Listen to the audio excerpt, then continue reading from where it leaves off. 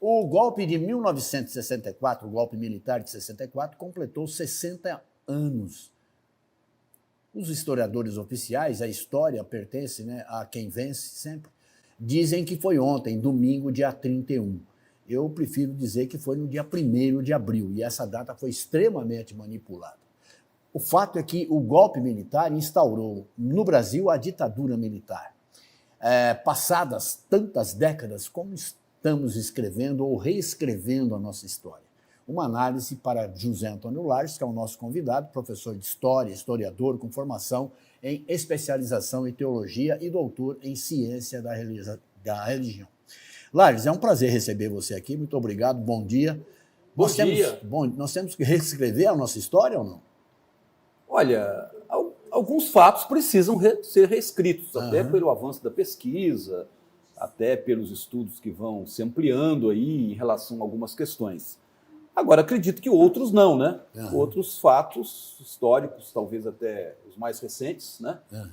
Que já estão sendo pesquisados, já estão sendo bem analisados aí pela história, pelos historiadores, pesquisadores. Eu acho que é uma situação que muitas vezes confirma aquilo que já se falava desde a época em que eles aconteceram, né? Agora, que fique bem claro, não foi revolução, foi um golpe militar. Foi apenas para tirar do poder alguém que tinha uma base popular muito interessante para a época, extremamente interessante. O João Goulart, que já tinha sido ministro do Trabalho de Getúlio Vargas, se candidatou de forma isolada, sendo partícipe de todas as candidaturas, né? Acabou se elegendo, porque naquela época se elegia o presidente e se elegia o vice, não era chapa casadinha. Separados, exatamente. E o João Goulart, ele tinha uma postura popular muito forte, mas fez um governo que a gente tem que reconhecer. Renato, inclusive, foi bom você ter lembrado aí do Getúlio Vargas, né? Porque as razões que levaram à queda, ao golpe contra o presidente João Goulart, são praticamente as mesmas que levaram Getúlio ao suicídio. Se ele não tivesse suicidado, ele teria sido deposto por um golpe militar. Exato. Então, por aí. Agora, você perguntou a respeito da questão da data, né? Aliás, do conceito revolução e golpe. Isso. É claro, a narrativa dos vencedores acaba prevalecendo, né? E essa narrativa de que foi uma revolução, né, acabou virando história oficial, né? Mas nós sabemos que o conceito de revolução é um conceito totalmente diferente de golpe de Estado. Revolução é quando uma sociedade passa por um longo período, né, por transformações profundas, né, estruturais mesmo, infraestruturais até, e aí merece ser chamado de revolução, por exemplo, a Revolução Francesa, a Revolução Russa, e aqui no Brasil a própria Revolução de 30, liderada por Vargas, que trouxe a modernização, a industrialização, a legislação trabalhista, etc. Agora, golpe de Estado, não. Golpe de Estado é uma intervenção, né, violenta no sistema jurídico, político do país, com a substituição violenta também de um governante e sua substituição por outro. Aí é outra coisa. O que houve em 64 é claramente um golpe civil, militar, empresarial, enfim, pode até ampliar esse conceito, mas foi um golpe. E esse golpe só não foi aplicado em 61 porque todos foram surpreendidos com a renúncia do Jânio. Porque se eles tivessem um pouquinho mais de preparo, tivessem um pouco mais de cérebro também, a coisa já teria acontecido 3 anos antes. E, na verdade, Kevin, naquele momento houve 2 tentativas de golpe. A primeira do próprio Jânio, com a tentativa com renúncia mal ensaiada dele. Mal ensaiada. Né? Ele queria permanecer no poder Achou com que todos chegaria os em poderes. São Paulo sob um aplauso popular, apoio. Aquela coisa toda. E aí o pessoal recuou e falou, não, o Jânio é um meio translocado, alguma coisa assim, não vamos embarcar nessa canoa furada. Né? E a consequência disso foi a tentativa de impedir a posse do vice-presidente João Goulart, que estava fora do país. Estava na China. Em visita à China. Ele entrou no Brasil pelo Rio Grande do Sul, porque tinha maior segurança, aquela história toda que nós já conhecemos. Né? Ele foi chamado às pressas e quase realmente que não toma posse. Sim. Foi preciso manter, eu lembro de tinha a cadeia da legalidade, comandada pelo Leonel Brizola, a partir de Porto Alegre. Exatamente. Foi muito interessante isso aí. Agora, como é que nós colocamos hoje, para recontar essa história, né? O próprio presidente Lula, por exemplo, diz, não vamos fazer nada não, eu prefiro lembrar o 8 de janeiro do que lembrar o 1º de abril ou 31 de março, quando eu tinha só 17 anos. Porque, Renato, eu discordo. Eu também. Toda vez eu discordo claramente do presidente Lula. Eu acho que a gente tem que, né, não esquecer de alguns fatos exatamente para não repetir. Né? Então, acho que se houve aí uma tentativa de golpe, né, em janeiro do ano passado, e isso está muito claro, muito bem demonstrado até pelas investigações que estão, né, avançando hoje, é exatamente para nos lembrar de que, né, não houve só o golpe de 64. Acabamos de falar, tentativas de golpe em 61, né? Houve outras tentativas de golpe na República Velha, depois, enfim. Trocaram os personagens, né? Saiu o Lacerda, entrou o Ranieri Mazzini. Exatamente. Mas claramente assim, houve várias tentativas de golpe ao longo da nossa história. Né? E isso sempre é dolorido, isso sempre traz consequências nefastas, como a própria ditadura militar aí, de tão dolorosa memória. Né? Então, para que vamos esquecer? Eu acho que a gente tem que lembrar desses fatos, e não só uma lembrança junto com a denúncia, para que eles não se repitam mais, para que a gente não passemos novamente por essa situação tão deplorável, como já se tentou fazer agora recentemente, tá? E as investigações, né? E as investigações mostram que tem gente que tem que ir para a cadeia, tem muita gente que tem que ser penalizada ainda, e isso é uma questão de lógica. A gente está esperando só o tempo. Né? Isso claramente vai acontecer. Isso tem que acontecer. Se você quiser o respeito da mídia internacional, da opinião pública internacional, você tem que agir com clareza. Né? Exatamente, claro.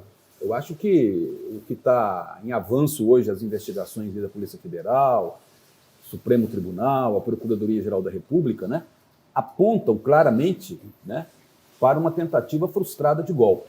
Agora, eu acho engraçado o argumento daqueles que defendem o golpe. Né? Mas, veja, é uma liberdade que as pessoas tinham de se expressar. Não foi simplesmente uma manifestação liberdade para pedir opressão? Para pedir ditadura, opressão, falta de liberdade, não só para eles, mas para a gente que não estava fora disso. Isso é um absurdo, né? Uma coisa... Não dá para descrever isso em palavras. Não dá para descrever, né? Não dá nem para raciocinar em torno disso. Não dá, né? É muito maluco. 63% da população brasileira repudia o golpe militar. É o maior número apurado pelo Datafolha desde 2012. Né? Isso é bom. São pesquisas constantes que vêm sendo feitas. Né? Isso é ótimo. Né? Sinal de que a população está bem atenta, está acompanhando, e acredito até que esse número recorde que atingiu agora 63%, contrária a qualquer tipo de ditadura, né? Eu acho que foi muito em função dos acontecimentos recentes. As pessoas estão percebendo, né? Olha, a sociedade evoluiu em vários aspectos, mas você tem um setor dela ainda muito preso a essa visão de que se resolve nossos problemas através da força, através da violência, através da tomada violenta do poder, destituição de governante eleito democraticamente, etc. Né? Isso é bom, esses 63%. Eu recebi com muita alegria até. Eu também, também. Vejo com muito otimismo isso aí. Sem dúvida.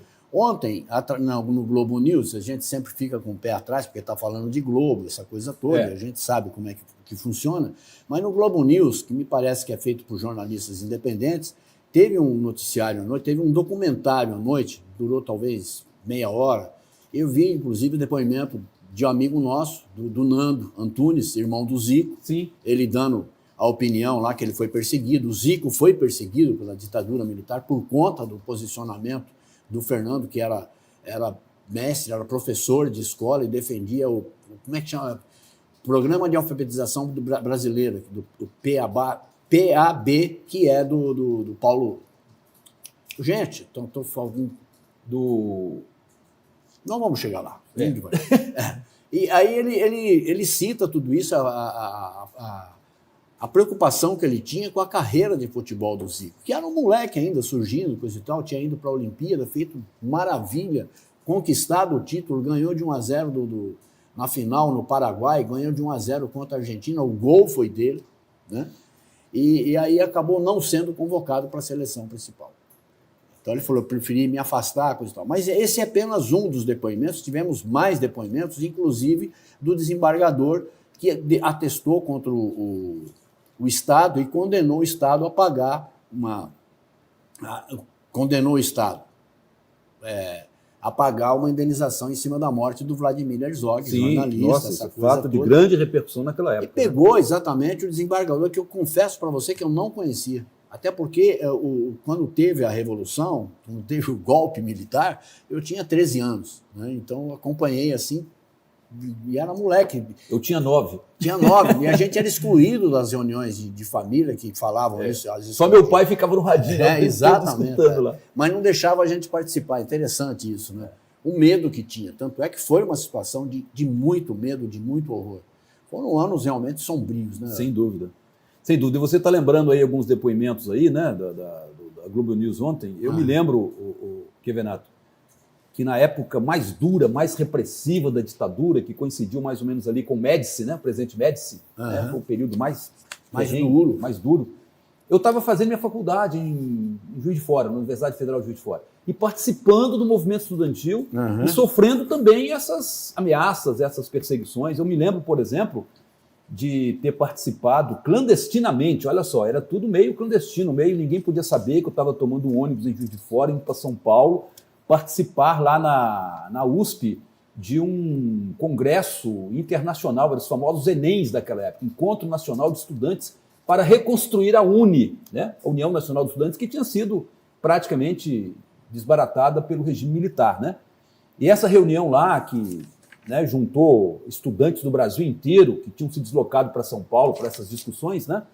Era uma reunião clandestina, quer dizer, todo mundo com medo ali da polícia chegar, invadir a universidade, baixar o pau em todo mundo, prender todo mundo, aquela coisa, né? E eles descobriram que a gente tinha participado, né? Em Juiz de Fora. A Polícia Federal descobriu que a gente tinha participado dessa reunião e ficou, durante muito tempo, indo lá no diretório acadêmico, né, que a gente presidia na época, e no diretório central dos estudantes, exigindo, queremos saber quem foi, os nomes de quem foi participar disso. Né? E o pessoal enrolava, falava que não. Depois o reitor teve que entrar no meio da confusão. Não, por favor, eles estão livres para participar de qualquer reunião, né? Parem de ficar aqui enchendo o saco. Mas eles ficaram assim, uns 2 meses tentando descobrir os nomes, que eles não tinham ainda, de quem tinha ido representar os diretórios da UFJF lá no Enem, que coisa mais o segundo Enem lá de São Paulo. Você veja o episódio que teve agora com a anunciação de 2 dos irmãos Brazão, né, responsáveis pela morte da Marielle. Pelo assassinato da Marielle Franco. E eles colocaram um fura-fila, um fura-olho dentro do partido da Marielle, do PSOL. Do partido do PSOL, do partido da Marielle. Quer dizer, sim, mas... Uma das coisas usadas pela ditadura militar. Na época que eu estava como estudante, a gente sabia que tinha alguém nas salas de aula espionando, levando coisas que os professores falavam lá para a polícia, lá para o DOI-CODE, sei lá onde, né? Os órgãos de informação lá da época, né? Já nos anos 70, 72, 73, eu participei de muitas reuniões na USP, como Foca. Eu estava trabalhando no Diário da Manhã, o Júlio era o editor, eu tinha lá o Magno da Donas, Rubens Zaidan, Carlos Alberto Nonino, era um timaço da pesada, realmente. Eu fui cobrir lá, uma vez eu fui instado, sabe, pelos estudantes, peraí, quem é você? Não, sou do jornal, então prova, porque a gente tá achando que você é do DOPS, de alguma coisa, da OBAN, naquela época tinha... Não, aconteceu comigo algumas vezes também, né? Falei, gente, se identifique aqui, porque a gente tem que saber quem é quem. A gente não conhece, tem que saber. Não contente, eles ligaram pro jornal. Para confirmar. Para confirmar e tal. Aí também eu tive acesso livre. Era um regime de medo, né? Um regime de muito medo, muita repressão. A gente está falando aqui, a gente está falando do 9 de janeiro, de acordo com a pesquisa, 58% dos que se consideram bolsonaristas, percentual menor que a média geral, esses 58% afirmam que o 31 de março deve ser desprezado. Bolsonaristas. Eles dizem que a data deve ser desprezada. E 33% defendem a celebração da data. É meio desconcertante esses números, né? Porque se os próprios bolsonaristas estão achando que a data tem que ser desprezada, tem que ser esquecida, né? Sei lá, pode ter, né? A gente pode fazer uma análise, uma crítica até positiva em cima disso aí, né? Se eles estão achando, né? Seria pior se eles achassem que tinha que ser comemorada, defendida, aquela coisa toda, como até a gente se esperava que fosse a opinião deles, né? Agora, eu vi também essa pesquisa aí do Datafolha. Datafolha. E, na verdade, a gente percebe o seguinte, que essa questão do esquecimento, o que é o esquecimento? Né? Eu acho que é passar por cima, é um ato de covardia. Eu acho que não se deve esquecer. Eu acho que esse negócio de esquecer, aquele negócio, deixa pra lá. Não deixa pra lá. Ainda mais fatos que tiveram repercussão na nossa vida, que tiveram opa. desdobramentos de décadas e que, de certa forma, a gente sente até hoje algumas consequências, não é verdade? Então, o que, Renato, é não esquecer para não repetir. Porque se deixar, repete. Está aí, os fatos atuais. Você tem ligação íntima com a Vila Tibério? Nunca morei lá, mas gosto Você muito. gosta muito. Sempre a gente está falando da Vila Tibério, Exato. fazendo lançamento do nosso livro. Fizemos 3 lançamentos lá no Encanto da Vila, que é um barzinho formidável lá na Vila Tibério. É exatamente por isso que eu tomo a liberdade de dizer que você é um tiberiano sem ter nascido e morado lá. Mas é alguém que conhece bem a Vila Tibério. Sem dúvida. Na minha época de moleque, eu conheço a história dos Lorenzato, do Cido Batatinha, da Madre Maurina. Sim. O que era São personagens, horror, né, na Vila Tibério, que era muita gente que desapareceu e gente que fugiu, né? Gente que pegou... Fugiu para não desaparecer, para não ser morto, para não ser gente que pegou o pé na estrada e foi embora. viver 6 meses com índios, essa coisa toda. Teve sim. É muito terrível. Sobre o evento hoje no Cauim, ditadura nunca mais. Não é preciso dizer que é isso que a gente luta, que é isso que a gente quer. Ditadura nunca mais. Mas como é que você vê esse... Olha, na medida em que o presidente Lula tomou essa posição muito particular dele, eu acho que nem foi do governo dele, porque tinha já alguns atos, programados aí, ele desautorizou todos, né, do governo. Mas, apesar dessa opinião muito particular do presidente, né, dentro dessa visão dele, dessa política dele de regularizar a situação com as Forças Armadas, não criar nenhum problema, né, apaziguar essa relação, eu acho que a sociedade civil está fazendo o que devia fazer também, né? Quer dizer, se institucionalmente você não vai ter essas lembranças, né, esses atos, né, de lembrança, de denúncia da ditadura, que a sociedade civil faça, né? E aí você tem os próprios partidos políticos, você tem os movimentos sociais, você tem as organizações da sociedade, né, inclusive de trabalhadores, que vão promover hoje no Cine Cauim um ato de lembrança e repúdio da ditadura militar. Eu estarei lá, vou fazer questão de estar lá presente, né, acompanhar toda a programação, e acredito que isso vem em boa hora, né? O próprio filme da Madre Maurina, por exemplo, está sendo exibido há alguns dias em alguns lugares aqui, exatamente para lembrar essa data, lembrar esse momento, né? E eu acho que com essas 2 atividades, o Brasil inteiro vai estar lembrando essa data, né? De preferência falando, né, Kevin Renato, que foi no dia 1º de janeiro e não 31 de... Não, 1º de abril. 1º de abril. Exato. E não 31 de março, né? Eu concordo. Até para esclarecer melhor os fatos, o que aconteceu de fato naquele momento, né? E o Fernando Braga é outro que repudia por total, até porque ele faz aniversário no dia 31 de março. E é o nosso grande jornalista da Vila Tibério. Da Vila Tibério. E ele não gosta que fale isso aí. Você estava falando de nomes, né, e essas homenagens que foram recebidas. Em 84, o primeiro presidente civil, que foi, lamentavelmente, o Zé Sarney, né? Foi o que deu para fazer naquele momento, né? Foi o que deu para fazer naquele momento, ótimo, né? Ele criou um novo município no Maranhão e esse município passou a se chamar Emílio Garrastazu Médici. Dá para acreditar numa coisa dessa? Olha, não dá para acreditar, né? Quer dizer, no momento que a gente volta ao regime democrático, para a eleição do primeiro presidente civil, né? E mesmo que tenha sido uma eleição indireta, de acordo lá com as normas ainda vigentes na ditadura, né? Fazer homenagem a um carrasco desse aí não vale, né? Não tem cabimento, né? O Garrastazu Médici marcou o período mais repressivo, já tinha falado isso aqui antes, da ditadura militar, né? Exatamente. E o Geis é aquele que realmente endureceu a coisa para os militares e dizendo, não, a partir de agora não se caça mais ninguém, não se prende mais ninguém injustamente, coisa e tal.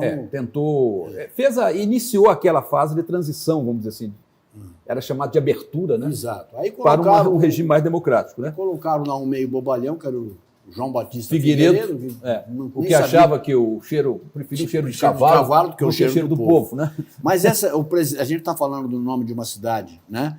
É o mais recente de outros 6 municípios que foram criados com nomes de chefe do governo do período autoritário da história. Olha só. Medicilândia, no Pará, outro município chamado Presidente Médici, em Rondônia, Presidente Castelo Branco, no Paraná, Presidente Castelo Branco, em Santa Catarina e Presidente Figueiredo, no Amazonas.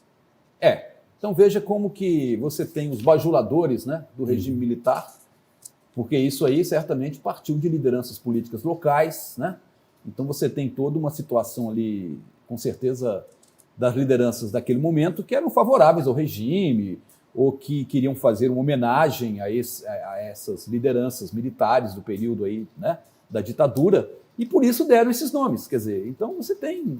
Isso expressa muito bem assim como é que muitas vezes você tem uma liderança política local, e a gente não vai muito longe, podemos verificar isso até em Ribeirão Preto mesmo, né, que são muito afinadas com essa ideologia, com essa corrente ideológica aí, de defesa de regimes autoritários, de golpe militar, de intervenção armada, essa coisa toda, né? Você, como historiador, você vai ter muito que contar, a partir dessa eleição, inclusive, essas eleições municipais, que há uma briga clara, veemente da direita, da ultradireita ribeirão-pretana, quem é o mais bolsonarista, quem é o mais radical de todos.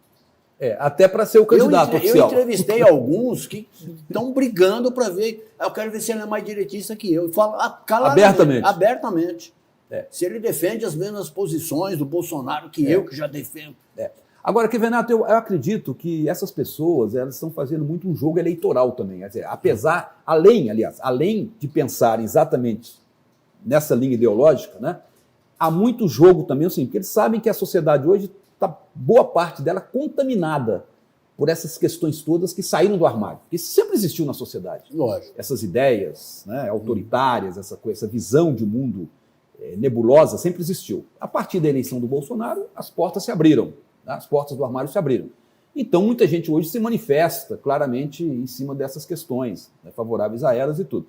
Então, esses prováveis ou pretendentes a candidato querem abocanhar a eleição, o apoio, se não de toda essa população mais conservadora, de parte dela. E por isso essa disputa entre eles, né? Para saber quem é mais isso ou aquilo. Né? E eu gosto sempre, eu falei na abertura, eu gosto sempre de lembrar Ulisses Guimarães quando ele promulgou a Constituição de 88. Eu tenho nojo da ditadura. Nós devemos ter nojo de qualquer ditadura, né?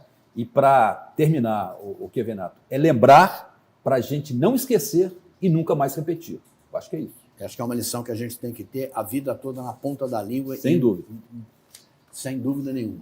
Lages, muito obrigado pela sua presença. Até uma próxima. Eu agradeço muito, Kevenato. Sempre à sua disposição eu e da TV Tati.